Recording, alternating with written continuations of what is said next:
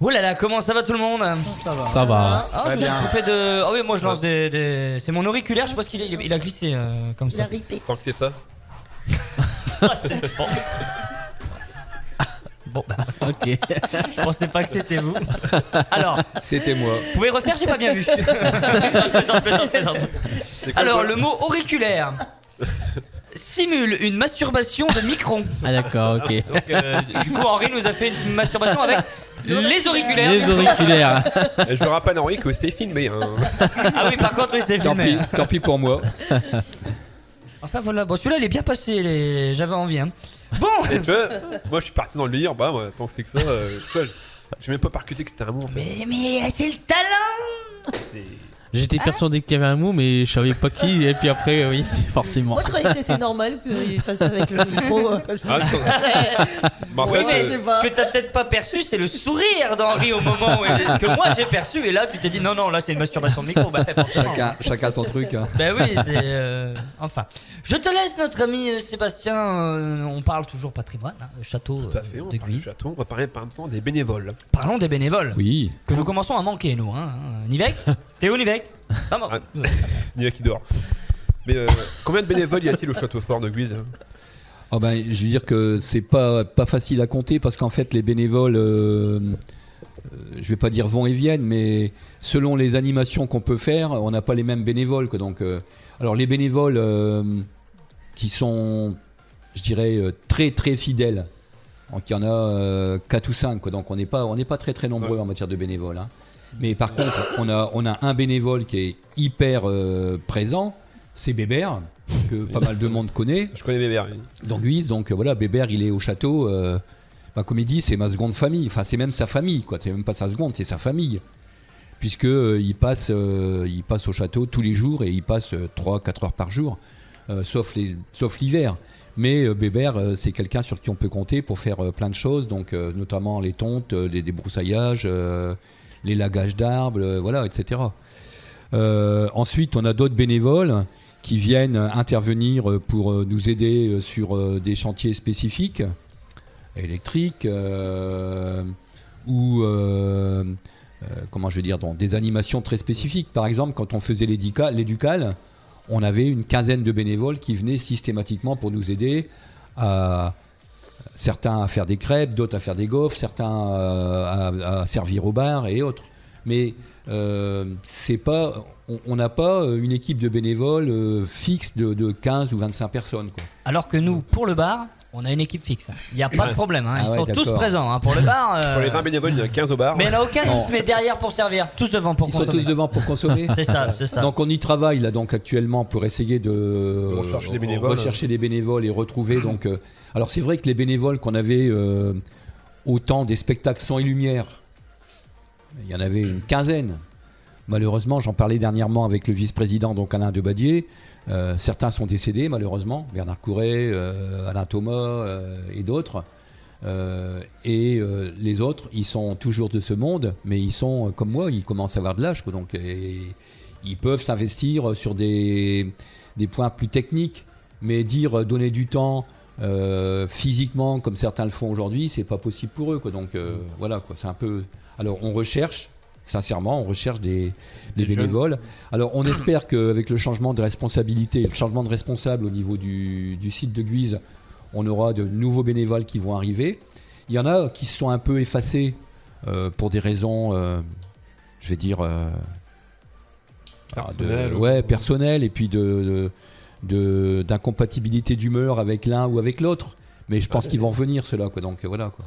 Justement, tu parlais également de la direction du château fort de Guise. Du fait du changement de responsable, c'est ça que certains pourraient revenir parce que Oui. c'est toujours ça, hein, je veux dire.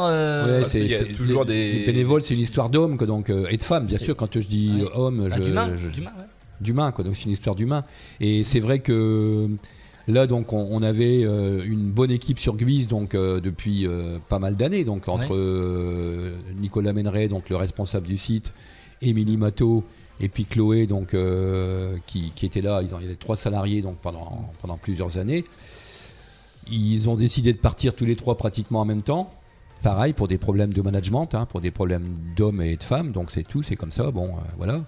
Après, il y a un nouveau cycle qui est en train de se former parce que Nicolas Menneret était bénévole dans les camps chantiers, il a participé Oui. aux camps chantiers, après il était bénévole au sein des clubs Yves Manoir. Ah bah Nicolas, c'est l'histoire type de ce que peuvent devenir les jeunes au niveau du club.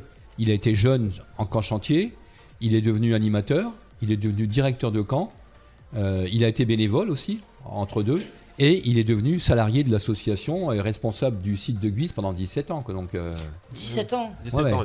donc c'est quand même, c'est l'histoire type de ce qu'on voudrait pouvoir faire avec les jeunes. Quoi. Mais naturellement, les jeunes, ils ont aussi leur vie de famille, ils ont aussi leur vie professionnelle à côté, donc qui veulent développer.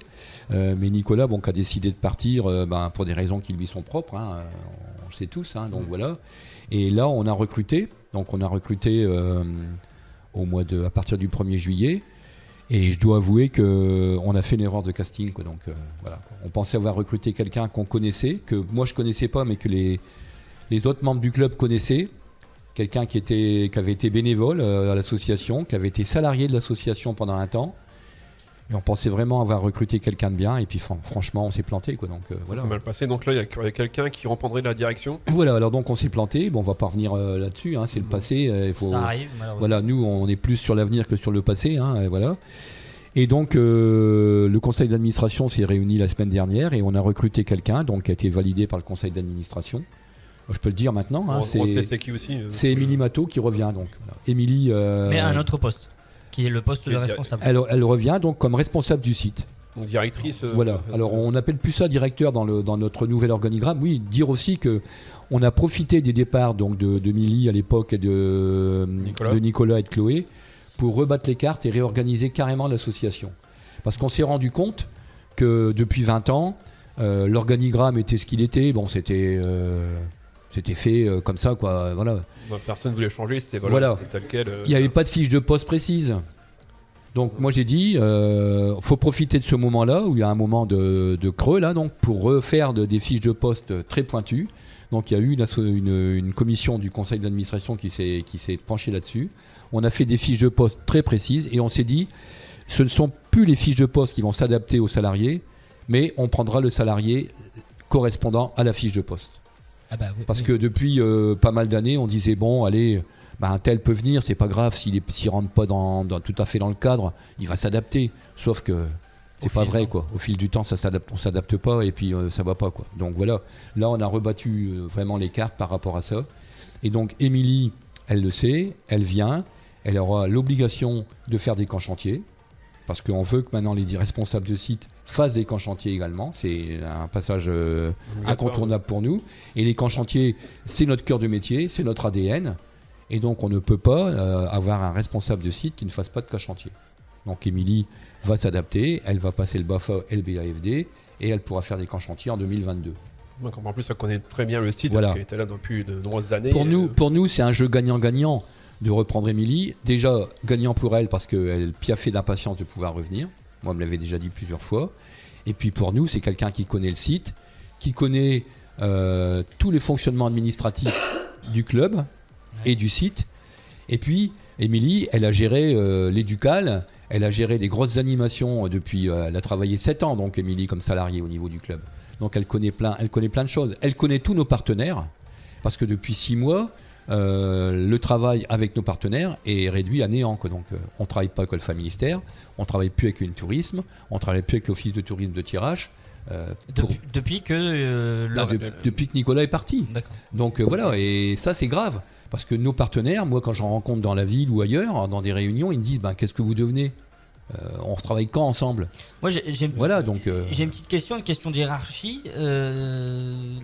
Au château fort de Guise, vous êtes président de l'association qui gère.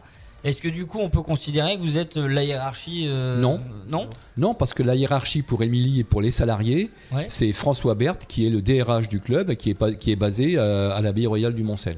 Donc il est salarié. Il est salarié, il est délégué national. Il n'est pas DRH, on appelle ça un délégué national chez nous donc. Et c'est lui qui est responsable des embauches, mais c'est lui qui est responsable aussi de l'ensemble des 7 salariés qu'il y a dans l'association. D'accord. Moi, j'impulse le développement, j'impulse l'avenir, j'impulse la vie du conseil d'administration. Je suis garant des valeurs de l'association autour des camps chantiers, autour de l'éducation populaire. Oui, ça, j'ai pas dit encore, mais pour nous, c'est important hein, de travailler quand on dit camp chantier, mais c'est aussi l'éducation populaire auprès des jeunes. Et donc, je suis là-dessus. Mais je ne suis en aucun cas responsable des salariés. Et je vais le dire comme ça avec mes mots, hein, j'ai pas d'ordre à donner à Émilie ou à François ou à quelqu'un d'autre, c'est clair. Même en tant que président de l'association Non, qui gère. Bien sûr, quand il y a un truc qui va pas vraiment, si je passe sur le site de Guise, c'est ce qui s'est passé en juillet-août d'ailleurs, et que je dis aux responsables, attends, ça va pas, quoi, tu pourrais pas faire attention à ça, etc. Bon, après, la personne qui est en face, elle le prend pour un ordre ou elle le prend pour un conseil, voilà, voilà. Donc c'est complètement différent, quoi. Ouais. Non, mais je ne suis pas responsable des salariés. Je posais la question, parce que du coup, si je m'autoproclame directeur de TSO Radio, tu ne peux rien me dire. Du coup, Il faut que ça soit accepté tu par pourras le- juste donner un conseil. Pas le conseil d'administration qui est composé de toi et de moi. Donc voilà, comme je dirais non, Et tu bim. diras oui. Je dirais non, je dirais oui. Du coup, bon, bah, il y Partir à aura la pas- boule noire comme dans Koh-Lanta. j'aurais plus qu'à convaincre. Non, mais c'était juste comme ça pour ma culture personnelle. Ça se passe très bien entre nous deux. C'est pas de vrai. souci. On prend tout le temps les décisions à C'est deux. vrai que c'est assez rare. Hein, de... Un petit couple. 4 ans de travail ensemble. Voilà. Bon, des petits. Mais jamais d'engueulade. Hein. Jamais. Jamais. Ouais. Ah là Une là fois, je là. crois. Oui, mais c'est bon, on va pas obligé de tout dire. On veut tout savoir. Allez, Ouais. des Bon, allez, balles. allez, ouais, Alors allez. ça fait On s'est 3 pas ans et demi tapé, hein. on s'est Ça pas fait tapé. 3 ans et demi qu'on se connaît, je crois même pas. Ah, 2018. Voilà. On Allez. se connaissait pas avant, on a Presque créé ça à 4 ans. deux sans se connaître et Est-ce que vous pouvez pleurer, s'il vous plaît? Non. Allez, on va verser. on fêtera les 4 ans de l'association en Là, février prochain. février prochain sera les 4 ans de l'association. Ah oui, ils vont peut-être payer un coup pour une fois. Putain, ils sont chiants, on leur paye la bouffe tous les jours. Il y aura Bon, plus je d'alcool par contre. Je viendrai pour arroser ça et puis Ah bah pour oui. souffler les bougies quoi, donc avec vous. Quoi, donc, Il y a, avec grand plaisir. Avec grand plaisir, pas de Il y aura du thé noir. Il y aura tout ce qu'il faut. On se retrouve pour la suite de l'émission. Il y a les infos qui arrivent. La météo aussi, à tout de suite sur TSO Radio. TSO Radio, la radio de la Thiérache, Sambre-Loise et au-delà.